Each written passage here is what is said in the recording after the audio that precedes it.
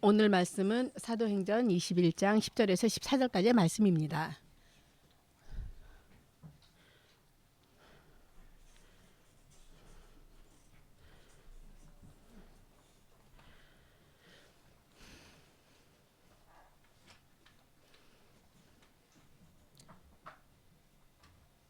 오늘 말씀은 사도행전 21장 10절에서 14절까지의 말씀입니다.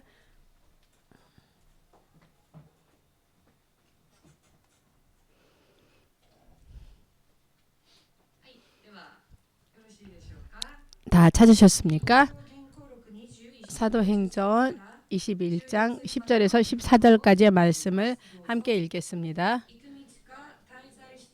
여러 날 있더니 한 선지자 아가보라 하는 이가 유대로부터 내려와 우리에게 와서 바울의 띠를 가져다가 자기 수족을 잡아매 말하기를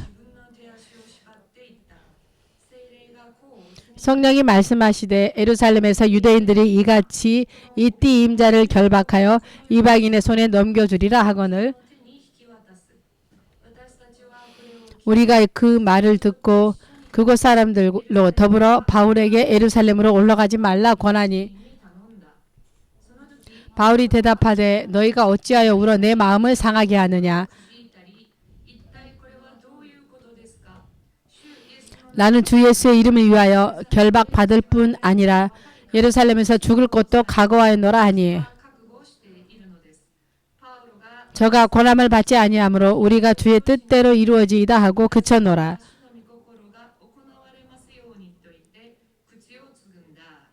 아멘. 기도하시겠습니다. 주 되신 하나님, 우리들은 당신의 이름을 영접하고 예수 그리스도의 것으로서 반드시 생명을 얻고 또 주님께서 예비하시는 모든 축복과 은혜를 받고자 원하여 주님 앞에 와 있습니다. 하지만 당신은 영이시며 우리들은 육의 연약함에 결박되어져 있어서 당신을 하나님을 바르게 볼 수도 바르게 당신의 음성을 분별할 수도 없는 지식에 있어서도 부족하고 그리고 영에 있어서도 성장할 수 없는 여러 가지 부분들이 있습니다.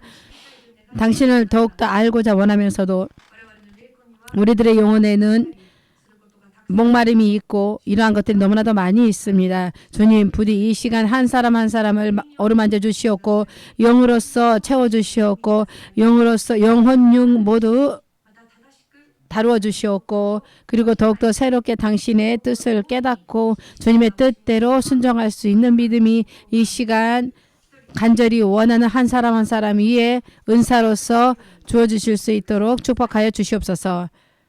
이 시간 모든 것을 주님의 손에 맡깁니다. 이 시간을 통하여서 한 사람 한 사람이 더욱더 깊은 주님과의 교제의 시간을 가질 수 있도록 도와주시옵소서. 감사드리며 예수 그리스도의 이름으로 기도드렸습니다. 아멘. 할렐루야. 졸립지는 않죠, 여러분.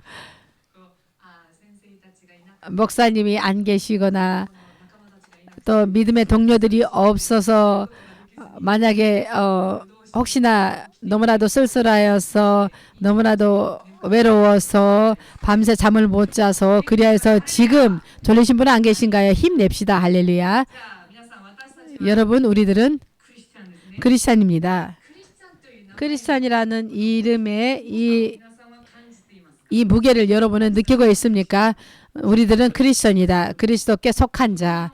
이 세상 것이 아니라 이 세상에 속한 자 속해 있지만 이 세상의 시민권을 가진 자가 아니라 하늘의 시민권을 가지고 있는 하나님의 나라를 계승할 수 있는 하나님의 것으로서 부름받은 이것이 크리스찬이라는 것입니다. 이 이름이 우리들에게 주어져 있다는 것이 얼마나 멋진 일인지 얼마나 대단한 일인지 이것을 우리들이 언제나 생각하고 감사 가운데서 주님을 따라가될 필요가 있습니다. 그리고 우리들은 크리스찬이므로 물론 여러분들도 그러리라 생각합니다만은 여러 가지 것을 기도합니다. 예를 들어서 이것을 하지 않으면 안 된다 라던가 아니면 또 어떠한 인생의 길로 나아가야 될까 또 자신이 나아가는 방향 그리고 어떠한 길로 나아가야 될까 그리고 일에 있어서도 그리고 여러 가지 것에 있어서를 위하여서도 주님 앞에 기도로 간구하거나 하는 것입니다. 여러분, 하나님은 살아계시기 때문에 기도로 간구하면 반드시 응답이 주어집니다. 물론 금세 응답을 해 주실 때보다 꽤 길게 기다리게 하실 경우도 있지만 하나님께서는 응답을 주십니다. 어떠한 모양으로 하나님께서 응답을 주시는가 하며 먼저는 예수입니다. 예수 가거라 라고 이렇게 예수님께서 응답을 주시는 경우도 있고 아니다. 안 된다. 멈춰라. 너는 이 이상 해서는 안 된다. 거기에 나가서는 안 된다. 라고 이렇게 응답을 주시기도 합니다. 물론 길게 기도하고 나서 이렇게 주어지는 경우가 많습니다. 금세 주어지는 경우도 있지만 기도를 해가면 이렇게 예수님께서는 옳다라든가 아니다라든가를 가르쳐 주십니다. 여러분, 하지만 믿음 생활에 있어서 기도 생활을 하면서 옳다 아니라의 그 사이에 또 하나의 하나님의 응답하시는 방법이 있다라는 것을 느끼고 있지 않습니까? 아무것도 응답하지 않는 응답도 있습니다. 기도하고 있는데 아무것도 보이지 않고 아무 응답도 없고 기다려라 하는 때가 있습니다. 기다려라. 예를 들어서 자신의 정욕을 위하여서 기도하는 것이 아니라 사람의 구원을 위하여서라든가 하나님 나라를 위하여서라든가 하나님의 나라의 의를 위하여서라든가 기도하고 있는데 좀처럼 응답이 오지 않아서 1년은커녕 2년, 3년, 10년 이렇게 계속 기다리게 하실 경우가 있습니다. 아무것도 들려오지 않을 경우도 있습니다만은 이것 또한 하나님께서 응답의 하나로서 그 방법의 하나인 것입니다. 그것은 왜냐하며 그것으로 말미암아 우리들을 연단하시기 위하여서입니다. 그것으로 말미암아서 인내를 가르치기 위함입니다. 그리고 기도에가 쌓이고 쌓여서 턱까지 차오를 때까지 아구까지 차오를 때까지 기다리게 하실 때가 있습니다. 예를 들어서 야곱의 아들 요셉을 알고 계시죠? 요셉은 어떠한 사람이었습니까? 17살 때에 자신의 형제들에게 배신당하고 인신매매를 당한 것입니다. 팔려버렸습니다. 노예로서 팔려버렸습니다. 노예로서 팔려서 그는 얼마나 기도했을까요? 라고 생각하지 않습니까? 분해서 참을 수 없고 이 울분을 토하고 싶고 하나님께서 언제 보복을 해 주십니까? 그리고 자신의 아버지께 빨리 돌아가고 싶다. 집에 돌아가고 싶다. 아버지를 만나고 싶다. 그리고 자신의 동생 베냐민을 만나고 싶다. 자신의 집에 가고 싶다라도 그가 기도하지 않았을 리가 없을 것입니다. 계속 기도하였지만 하나님의 응답이 주어지기는커녕 그는 나쁜 일을 하지도 않았습니다. 죄를 지은 것도 아닌데 이러한 고통스러운 상황에 처하여져서 도움을 청하여서 기도하였을 터인데 환경은 어떻게 변했습니까? 노예에서 더욱더 더한 감옥으로 들어가게 되고 인생의 최악의 밑구덩이에 빠지게 되었습니다. 하지만 그는 계속해서 기도로 간구하였습니다. 기도로 간구하였더니 어떻게 하였습니까? 주님께서 금세 응답하여 주시지 않았습니다. 기다리거라 라는 것이 응답이었다라는 것을 나중에 가서 알 수 있습니다. 그는 최악이었다고 생각한 감옥 안에서 왕을 섬기는 그 신하를 만납니다. 그 신하로 말미암아 파라오가 있는 곳으로까지 나아가게 되고 그리고 드디어 우리들은 그가 어떻게 되는지 내용을 알죠. 이집트의 그 당시의 최고의 그 강대국이었던 이집트의 제2인자가 됩니다. 그것이 그가 30살 때였습니다. 13년 동안 기다리게 하셨습니다. 그 13년이 허무한 시간이었습니까? 그렇지 않습니다. 기다리고 응답이 없고 계속해서 기도했는데 하지만 결국 이것이 지름길이었다는 것을 알 수 있습니다. 여러분 생각해 보십시오. 예를 들어서 이 나라의 총리 대신이 되고 싶다라고 수상이 되고 싶다라고 생각한 적이 없습니까? 그렇게 된다면 그의 관계가 있는 대학을 갑니다. 자, 대학을 들어갈 때 18살 정도 됐다고 합시다. 대학을 들어가서 공부하고 그리고 졸업하고 그리고 정부 관계의 기관 등에 일하고 여러분 13년째에 총리 대신이 될 수 있습니까? 수상이 될 수 있습니까? 18살부터 30 몇 살 정도 돼서 될 수 있겠습니까? 안 됩니다. 안 될 것이 당연하니까, 안 되는 것이 당연하니까 여러분은 어처구니 없는 표정을 짓고 있습니다. 더할 나위 없습니다. 요셉은 이집트인도 아니고 그는 방황하는 떠돌이였습니다.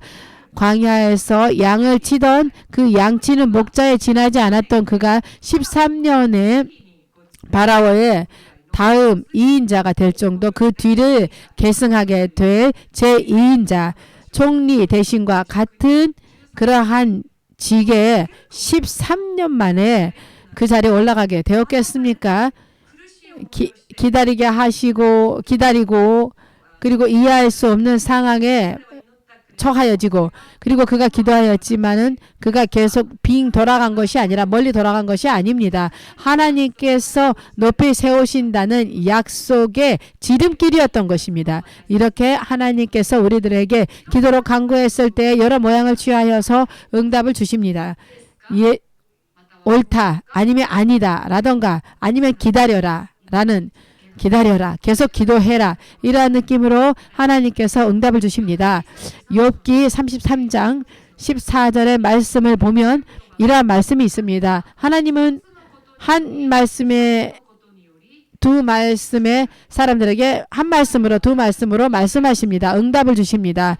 즉 바꿔 말하면 우리들이 가야 될 길에 있어서, 우리들이 해야 될 일에 있어서, 그리고 그 멸망의 길을 건너가는 일이 없도록 한 말씀으로 또 두 가지 말씀으로 우리들에게 말씀하시는데, 그 다음에 그 말씀이 충격적입니다. 하지만 사람들은 그것을 깨닫지 못한다고 하셨습니다.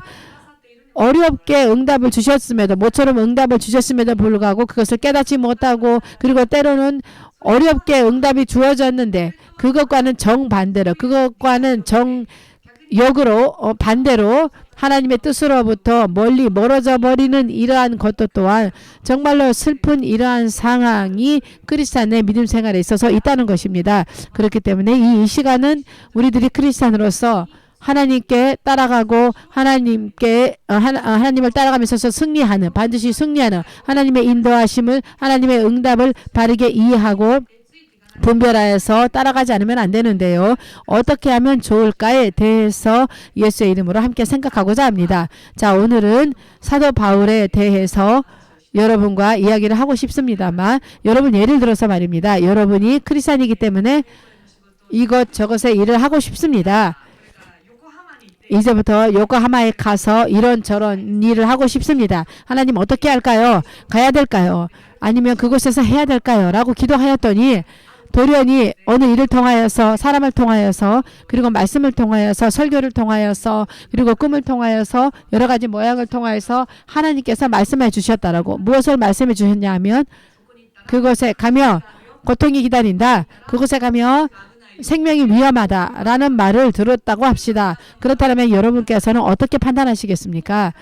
이렇게 하고 싶다라고 생각했는데 그것에 올라가며 고통이 있다라고 주님께서 말씀하셨기 때문에 그만두자라고 그렇게 생각하지 않을까요? 아니면 목숨이 위험하다라며 그만두자 라고 이렇게 생각하는 경향이 있습니다. 하지만 오늘 이 본문에 나오는 사도 바울은 정반대의 일을 합니다. 이것에 대해서 함께 생각해 보고자 합니다. 사도 바울이 본문의 말씀을 우리들이 읽지 않은 부분으로부터 먼저 설명하자며, 그는 가이사리아라는 그 지방에 가서 빌립보 그 지방 빌립의 집에서 머뭅니다. 예루살렘을 가기 위한 준비를 갖기 위한 것이기도 합니다. 이제부터 예루살렘으로 올라간다. 그래야 했더니 그때 아가보라고 하는 아까 말씀에 나왔던 그 예언자가 일부러 그를 만나러 온 것입니다. 그리고 무엇을 예언했냐 하면, 바울이 지금 예루살렘으로 올라가려고 하는데 너가 예루살렘으로 올라가며 결박당한다. 이방인한테 결박당한다. 그리고 고통에 처하게 되고 목숨도 위태로워진다라는 예언을 들었습니다. 자, 우리들은 기도하고 가야 됩니까? 해야 됩니까? 라고 준비하면서 기도할 때에 목숨이 위험하다, 고통스러운 일이 기다리고 있다라는 말을 들으며 어떡하지? 이건 하나님께서 반드시 우리들을 지켜주시기 위하여서 올라가지 말라고 미리 사전에 알려주신 것이라고 생각하여서 가지 않는다, 그만두겠다라고 생각하기 쉽습니다. 바울에게도 똑같은 말씀을 하셨습니다. 성령이 말씀하셨다라고 아가보가 말합니다. 아가보가 이렇게 말하죠. 성령님께서 우리들에게 이렇게 말씀하셨다. 바울의 띠를 취하여서 허리에 동여 매고 이 띠의 주인이 예루살렘으로 올라가면 이방인의 손에 이렇게 결박당하여서 넘겨진다. 즉 생명이 위협하다라는 것을 성령으로서 말하고 있는 것입니다. 그렇다면 우리들은 성령님께서 지켜주시고 계신다. 가면 죽으니까 가지 않도록 주님께서 그 길을 막아주신다라고 너무 감사합니다 라고 이렇게 생각할 것입니다만, 사도 바울은 다른 말을 하는 것입니다. 왜 너희들은 나를 세워서 울면서 슬퍼하며 왜 내 마음을 약하게 하느냐. 나는 올라간다라고 이렇게 말하는 것입니다. 나는 올라간다. 그 이유는 나는 주님을 위하여서라며 투옥당하는 일이 있어도, 고통이나 박해를 당하는 일이 있어도, 결박당하는 일이 있어도 죽음을 각오하고 있다라고 이렇게 말합니다. 여기에서 여러분, 사도 바울이 하나님의 응답을 받았을 때 이 판단은 바른 것일까요? 바르지 않은 것일까요? 성령님께서 가지 말라라고, 가면 고통이 기다리고 있다, 가면 너의 생명이 결박당한다라고 라는 말을 들었을 때 바울은 아멘, 감사합니다, 여기에서 머물러 있겠습니다, 예루살렘에 가지 않겠습니다 라고 말하지 않고 아니 나는 올라가겠습니다 라고 말했습니다. 여러분은 어떻게 생각합니까? 그가 단지 그냥 자기의 확신을 가지고 이렇게 부리는 것입니까? 자기만의 고집을 피우는 것입니까? 사도행전 9장 15절을 함께 읽겠습니다. 화면에 나와 있죠. 함께 읽겠습니다. 주께서 가라사대 가라, 이 사람은 내 이름을 이방인과 임금들과 이스라엘 자손들 앞에서 전하기 위하여 택한 나의 그릇이라. 이것이 어떠한 것이냐 하며, 사도 바울이 가장 최초로 예수님을 만나고 그가 하나님의 사도로서 부름을 받았을 때 주어진 말씀입니다. 그는 어떤 그릇으로서 택함을 받았습니까? 그는 예수님의 이름을 전하기 위하여서 이방인에게 고통을 받고 박해를 받지만, 하지만 그는 하나님의 이름을 나타내기 위하여서 사도행전 9장 16절에도 쓰여져 있습니다. 그가 내 이름을 위하여 해를 얼마나 받아야 할 것을 내가 그에게 보이리라. 즉 그의 믿음의 시작은 처음부터 자신이 예수의 이름을 전하지 않으면 안 되는 자로서 부름받은 것과, 그리고 그를 위하여서 엄청난 고통이 있다라는 것, 투옥을 당하거나 그리고 자신에게는 그것으로 말미암아 순교하는 것 또한 그는 성령으로서 처음부터 들었습니다. 알고 있었습니다. 사도행전 20장 22절을 보면 또 이런 말씀이 있습니다. 보라, 이제 나는 심령의 매임을 받아 예루살렘으로 가는데, 이것은 바울이 고백하는 것입니다. 거기에서 무슨 일을 만날는지 알지 못하노라. 다음 23절, 오직 성령이 각 성에서 내게 증거하여 결박과 환난이 나를 기다린다 하시나. 아멘. 이것은 아가보가 예언하기 전에 우리들이 아까 전에 21장을 읽었습니다. 아가보의 예언은 21장, 가이사랴에 그가 머물러 있었을 때에 그가 그 말을 들었는데요. 지금 읽은 20장은 그 아가보의 예언을 받기 전의 이야기입니다. 24절을 계속해서 읽으며, 나의 달려갈 길과 주 예수께 받은 사명, 곧 하나님의 은혜의 복음 증거하는 일을 마치려 하면은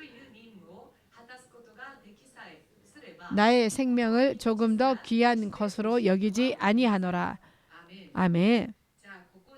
여기에서 우리들이 알 수 있는 것은 성령님이 아가보를 통하여서, 여기에서 잘 생각해 보십시오. 아가보를 통하여서 바울에게 이렇게 고백합니다. 당신은 지금 예루살렘을 올라가며 결박받는다. 당신의 생명이 위험하다라는 것을, 그렇기 때문에 가지 말라라는 것입니까? 아니면은 그에 대해서 대비하라라일까요? 대비하라, 예비하라라는 것이었습니다. 하나님께서는 처음부터 일관적으로 하나님의 뜻을 바울에게 이미 다 알려주셨습니다. 어떤 고통을 받아야 되는지, 그리고 예수의 이름을 전하기 위하여서 투옥되는 일도 있다는 것을 바울은 알고 있었습니다. 그의 사명이 무엇인 것이냐 하며 이방인에게도 전하고 왕들 앞에서도 전하는 것입니다. 왕 앞에서도 전하는 것입니다. 왕들 앞에서 예수님의 이름을 전하는 것이 아직 이루어지지 않으며 그의 사명은 이루어진 것일까요? 이루어지지 않은 것일까요? 이루어지지 않은 것입니다. 그렇기 때문에 처음부터 주어진 하나님으로부터의 계시가 이루어지기 위하여서는, 즉 자신이 자신의 사명을 다하기 위하여서는 결국에는 왕들 앞에서도 서야 됩니다. 그리고 하지만 어떠한 모양으로 왕 앞에 서야 되는가? VIP용에 차가 와서 여기 좀 타주십시오, 나에게 예수를 전해주십시오라고 그럴 리가 없습니다. 마차를 보내거나 그것이 아니라 결박당하여서 박해하고 고문을 당하고 왜 예수를 전하냐 하는 곳에 예수님을 전하여야 하는 사명, 왕들 앞에서 예수님을 전하여야 하는 사명이 바울에게는 있었습니다. 그렇기 때문에 그는 일관적인 하나님의 자신을 향하신 비전이나 계획을 그는 확실하게 알고 있었다는 것입니다. 그렇기 때문에 그는 가는 곳마다 성령님께서 말씀하셨습니다. 이 마을에 고통이 있다. 이 마을로 가면은 엄청난 일이 기다리고 있다. 그렇기 때문에 그만두거라가 아니라, 그렇기 때문에 영적으로 준비하거라. 지지 않기 위하여서 더욱더 기도하거라. 이것에 쓰러지면, 이것으로 뒤로 물러나면 안 되고 승리할 수 있도록 기도하거라. 이것을 이해할 수 있겠습니까? 하지만 이러한 예수님과의 깊고 친밀한 관계를 계속 하지 않으면 어떻게 되겠습니까? 아가보가 와서, 다른 사람이 와서 성령님께서 말씀하셨다. 이것은 바릅니다. 성령님께서 말씀하셨다. 지금 너가 하고자 하는 일에 대해서 고통이 있다. 박해가 있다. 엄청난 일이 있다라는 말을 들었을 때 여러분 어떻게 하겠습니까? 자신을 향하신 예수님의 그 계획이 확실하게 모르는 경우에는 이건 그만둬야 된다라고 생각할 것입니다. 이것을 우리들은 조심해야 될 것입니다. 아멘이십니까? 여러분, 예수님께서 응답을 주실 때에 이렇게 사도 바울과 같이 바르게 분별하는 것은 매우 중요한 것입니다. 지금 이야기한 것처럼 성령님께서 그러니까 준비하거라. 그렇기 때문에 마지막까지 승리하기 위하여서 노력하거라. 그리고 가거라는 말씀이신데, 뜻이신데, 나는 여기서 이제 쉬겠다. 나는 여기에서 안 가겠다. 라고 하면 사명을 감당하지 않은 것뿐만 아니라 이거는 하나님께 엄청나게 실책을 받고 그리고 심판받기도 하는, 사명이 주어졌는데 사명을 다하지 않는 나쁜 종, 게으른 종이 되는 것이기 때문인 것입니다. 이러한 일이 일어난다는 것입니다. 그렇기 때문에 얼마나 주의하지 않으면 안 될까? 그리고 얼마나 우리들이 주님의 말씀을 바르게 분별해야 될지를 알아야 될 것입니다. 그렇다면 여기서 한번 생각해 보겠습니다. 그렇다면 우리가 어떻게 하면 자신을 향하신 하나님의 계획을 바르게 분별할 수 있겠습니까? 실로 오늘 사도 바울과 같이 하나님과 계속해서 친밀한 관계를 가져가며 하나님께서는 일관적으로 하나님의 뜻을 알려주시기 때문에 그 흐름이 있습니다. 그렇기 때문에 그 흐름 때문에 이것은 이렇게 되는 거구나라고 알 수 있습니다. 이렇게 되기 위해서는 기본적인 것밖에 없습니다. 말씀에 전념하고 기도를 거듭하는 것입니다. 왜냐하면 성령님과 예수님과의 친밀한 관계를 가지기 위하여서는 말씀이 없이, 기도가 없이, 그리고 그렇게도 되겠냐? 여러분, 안 됩니다. 때로는 크리스찬 가운데에서 매우 기도에는 많이 기도하는 사람이 있지만 성경에 있어서는 의외로 모르는 사람들이 있습니다. 기도를 하루에 3시간도 4시간도 기도합니다 라고 말하면서도 막상 성경에 대해서 물어보면 모릅니다. 잘 모릅니다. 학계에서는 어디에 있습니까? 아모스서는 어디에 있습니까? 라고 물어보면은 이러한 것들이 성경 구절에 성경에 안에 들어가 있었어요라고. 지금 모르는 사람 없겠죠. 없으리라 믿습니다. 기도는 많이 하고 뭐 새벽 기도도 열심히 하고 저녁 기도도 열심히 하고 엄청나게 난 방언으로서 많이 기도하는데 의외로 말씀을 모른다. 이것은 영적으로 밸런스가 좋지 않은 것입니다. 여러분, 영은 한 개뿐만이 아닙니다. 우리들에게도 영이 있지만 하늘에 계신 하나님도 성령도 영이십니다. 성령님 이외에도 악한 영들도 역사합니다. 그 악한 영도 얼마든지 사람을 꼬드깁니다. 무언가를 들었다, 무언가를 보았다라는 것으로 전부 이것이 성령님으로부터 왔느냐? 그것도 아닙니다. 자, 이러할 때 어떻게 분별해야 되겠습니까? 말씀을 기준으로 하지 않으면 분별이 안 됩니다.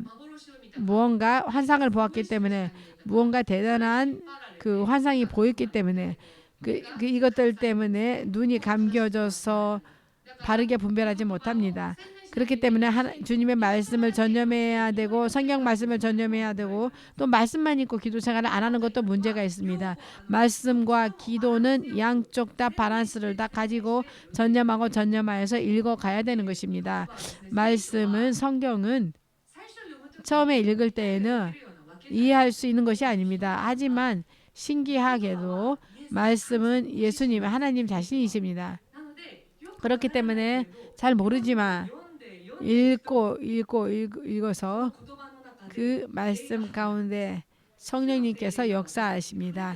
주님의 성령이 우리들에게 어루만져 주십니다. 어느 날 이 말씀의 이 의미가 이러했구나, 이 말씀이 이런 뜻이었구나 라고 성령님께서 가르쳐 주십니다. 그렇기 때문에 말씀에 전념하고 읽고 기도하고 이 두 가지가 밸런스를 잃어버리면, 균형을 잃어버리면 우리들은 하나님의 계시를 어딘가에서 놓쳐버립니다. 사도 바울은 계속 말씀을 때문에 기도로서 성령과 친밀한 관계를 가지고 있었기 때문에 자신을 향하신 하나님의 계획을 잘 알고 있었기 때문에 이 예언이 주어졌어도 그는 어떠한 뜻인지를 바르게 분별할 수 있었던 것입니다. 그렇기 때문에 우리들은 기도와 말씀을 읽고 이것에 전념하는 것을 쉬워서는 안 됩니다. 계속해서 이해가 안 돼도, 이해가 안 됐다 할지라도 어찌됐든 읽습니다. 여러분, 신기하게도 그렇게 생각하고 잘 모르지만 성경을 읽어보자라고 결심하지 않습니까? 그렇다면 먼저 오는 현상이 있습니다. 먼저 졸려집니다. 전에도 얘기했지만 그 서전도사의 오래전 그 룸메이트가 예수님을 전도해서 그리고 집에 갔더니 성경책을 읽고 있어서 성경을 읽고 있구나라고 기뻐서 물어봤더니 잠이 안 오니까 성경책을 펼쳤다라고 말을 했습니다. 성경을 읽으면 잠이 온다, 어느 수면제보다도 잘 듣는다라는 말을 했는데 성경책을 읽으면 졸립습니다. 성경은 이렇게 읽으면서도 졸리면 읽지 않는 것이 좋지 않냐, 하나님께 죄송하니까 라고 생각하는 사람도 있는데요. 그리고 또 성경을 읽고 하나님에 대해서 알고 싶으니까 읽겠습니다라고 하며 금세 믿음이 이렇게 솟아오르는 것이 아니라 오히려 여러 가지 의심이 들 때도 있습니다. 이게 진짜야, 이 말씀이 진짜야, 이것이 거짓이 아니야, 이건 믿을 수 없다, 이렇게. 하지만 그래도 읽어야 됩니다. 그래도 계속 읽어가며 성경을 읽는 것이 두려워질 정도로 악한 영들이 공격합니다. 불안과 의심을 가져옵니다. 하지만 거기에서 멈추는 것이 아니라 계속 읽어가며 말씀이 여러분 안에서 역사하는 순간이 옵니다. 그렇게 되면 믿어지게 됩니다. 뜻을 알게 됩니다. 그리고 기도하면서 이 균형을 잘 유지해 가면 우리들은 더욱더 주님의 말씀을 바르게 분별할 수 있게 됩니다. 그리고 또 한 가지 우리들이 알아야 될 것은 하나님의 말씀이 또는 응답이 우리들에게 주어졌을 때에 기분이나 감정으로 판단해서는 안 되는 것입니다. 아멘이십니까? 이러한 사람들이 있습니다. 자주 이것저것 하라는 말을 들었을 때 이것을 하려고 했는데 제 아무리 기도해도 마음에 기쁨이 없습니다. 그렇기 때문에 이것은 주님의 뜻이 아니다라고 생각합니다. 아무리 기도하여도 불안합니다. 그렇기 때문에 이것은 하나님의 뜻이 아니라고 생각합니다. 라고 말하는 사람들이 있습니다. 하지만 여러분, 대체적으로 우리들의 육에 느끼는 감정이라고 하는 것은 영의 생각과 반대하기 때문에 여러분이 기분이 매우 기쁨에 넘치고 있다. 자신의 기분이 뭔가 너무나도 안정되고 평안이 넘친다라고 생각할 때는 여러분 대체적으로 영이 아닙니다. 너는 이제부터 십자가를 지거라 했을 때 여러분 기쁨이 넘친다라고 말할 수 있습니까? 십자가가 기쁨으로서 육체는 느낄 수 없습니다. 그런데 이것을 기준으로 하여서 기쁨이 없으니까 이것은 하나님의 뜻이 아니다라고 판단하는 사람이 있습니다. 마음 안에 불안이 가득하니까 이것은 뜻이 아니다라고 이렇게 생각하는 것은 매우 위험하다는 것입니다. 육의 기분 감정은 바르지 않습니다. 말씀만이 바릅니다. 다시 한번 말하면 말씀만이 진리이고 여러분이 생각하는 기분이나 감정은 진리가 아닙니다. 이것은 어떠한 일이냐면 진리라고 하는 것은 변함없는 것입니다. 변함없는 바른 말, 바른 것. 하나님의 뜻, 하나님의 말씀은 바르고 변함이 없다. 하지만 여러분의 기분과 감정은 변합니다. 얼마든지 변합니다. 그렇기 때문에 진리가 아닙니다. 진리가 아닌 자신의 기분, 감정에 의지하여서 사물을 판단한다며 그 사람의 앞길이 어떻게 될까요? 기준이 없어집니다. 어떤 때는 이걸로 하고 어떤 때는 저걸로 하고 그렇게 해가는 것입니다. 그렇기 때문에 자신의 육체에 있어서의 마음에 있어서의 기쁨은 그리고 또 평안이라던가 이러한 것들을 느낄 수 있는 감각적인 것입니다. 그러한 것으로서 육체의 감각으로서 하나님의 말씀을 판단해서는 안 됩니다. 사도 바울도 육체의 생각으로서 기분으로 판단하며 너는 앞으로 결박당하고 예루살렘에 가면 결박당하고 너는 투옥되고 그리고 엄청난 일을 만난다라고 생각하며 육체적으로 너무 기쁘다 빨리 예배하고 싶다라고 생각했을까요? 그렇게 생각이 들지 않을 것입니다. 예수님조차도 십자가를 지기 전에 죽을 만큼 괴롭다라고 말씀하셨습니다. 예수님 또한 이 땅에 육신을 가지고 오셨기 때문에 육체가 느낀다라고 하는 것은 그러한 것입니다. 그렇기 때문에 기분, 감정, 기쁨 등 자신의 육체적으로 감각적으로 느낄 수 있는 것으로서 말씀을 주님의 뜻을 하나님의 응답을 판단하려고 해서는 안 됩니다. 단지 하나님도 우리들의 생각을 평안함으로 넘치게 해주시고 기쁨으로 넘치게 해주시는 일도 있습니다. 그렇기 때문에 모든 기쁨이 안 되고 모든 평안이 나쁜 것이 아니라 단지 다른 부분이 있습니다. 하나님께서 주시는 기쁨이라고 하는 것은 육으로부터 생각하면 이 세상의 상식으로부터 생각하면 기뻐할 수 없는 것이 기쁨으로서 오는 것입니다. 예를 들어서 하나님을 위하여서 나는 일을 그만둬야 됩니다. 일을 그만둬야 된다라고 했을 때 보통이라면 이것이 기쁨입니까? 불안합니다. 장래가 걱정이 되는 것입니다. 그런데도 뭔가 평안이 넘치고 그리고 또 뭔가 기쁨이 있어서 희망이 넘치고 소망이 넘치고 하나님의 길을 걸어가는 것에 대한 소망이 넘치는 이것이 하나님으로부터 주어지는 것입니다. 그렇기 때문에 여러분이 무언가를 느끼거나 생각하거나 기쁨이 있거나 평안이 있거나 불안이 있을 때에 그것이 육체가 느끼는 기쁨인가 아니면 영으로서 느끼는 것인가 라는 것을 생각해 볼 필요가 있습니다. 다시 한번 말하면 육이 생각하는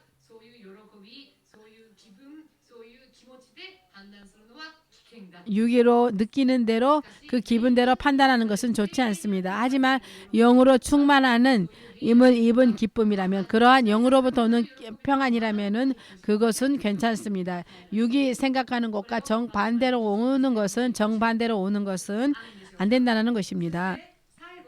그리고 마지막으로 하나님의 말씀, 하나님의 뜻을 분별하기 위하여서 한 가지 스텝으로서 뭐가 있냐 하면 말씀을 전념하고 기도에 전념하고 언제나 성령과 교제를 가는 것도 중요하지만 육의 기분, 육의 감각으로 판단하지 않은 것도 있기 때문에 또 한 가지가 있습니다. 이것이 무엇이냐 하며 여러분이 안에서 대답하실 분이 있습니까? 또 한 가지. 하나님의 응답을 분별하기 위한 방법. 있다고 하면 무엇이 있을까요? 감사합니다.